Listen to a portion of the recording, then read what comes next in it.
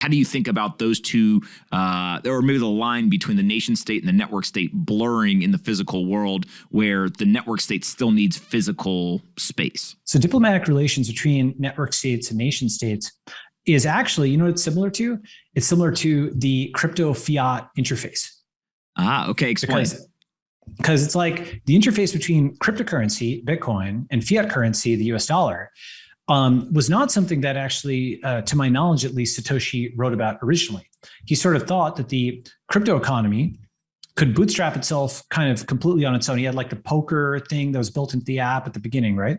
But it turned out that the BTC USD interface, that exchange rate, once that exchange rate occurred, right? And you could argue it occurred implicitly with the Pizza Day transaction, right?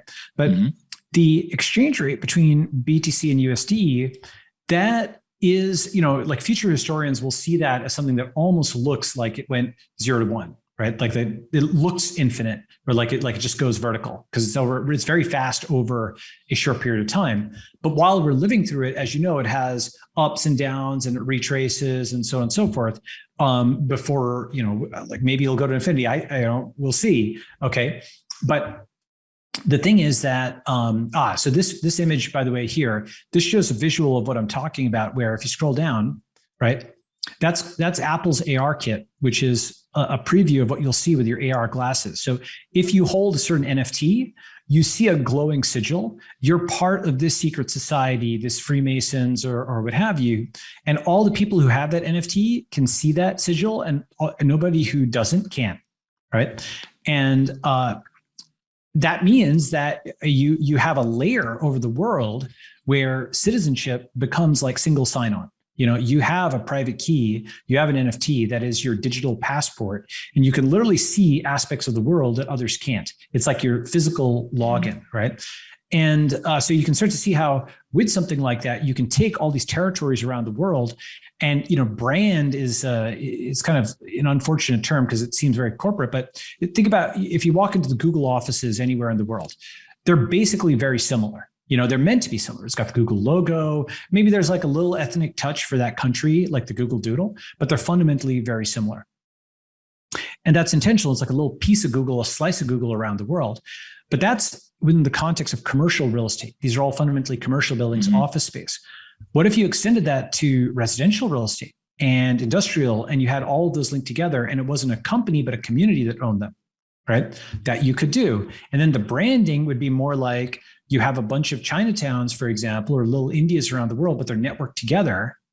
And now you actually start having something which nothing I'm describing is like technically infeasible. All these little subroutines exist, right? Chinatowns exist, little Indias exist, Google exists, single sign-on exists, all those pieces exist, right?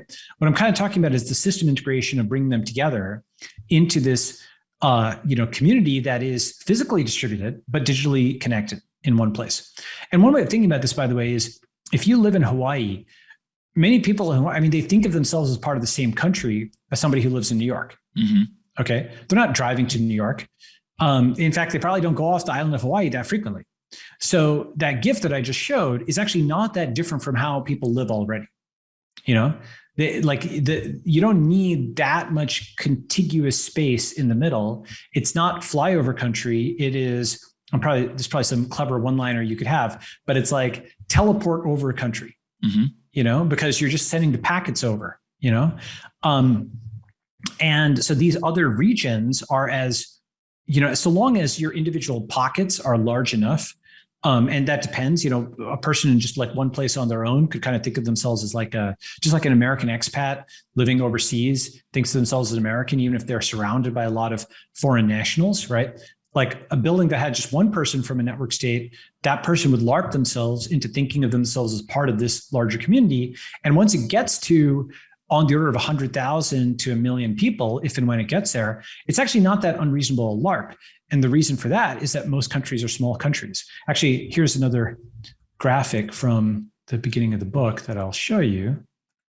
In some way, what you're describing, there are crumbs of it already occurring. Yes. Google is a good example, right? In terms of like, you think of yourself as, I adhere to this community, which happens to be a for-profit company. There's physical space.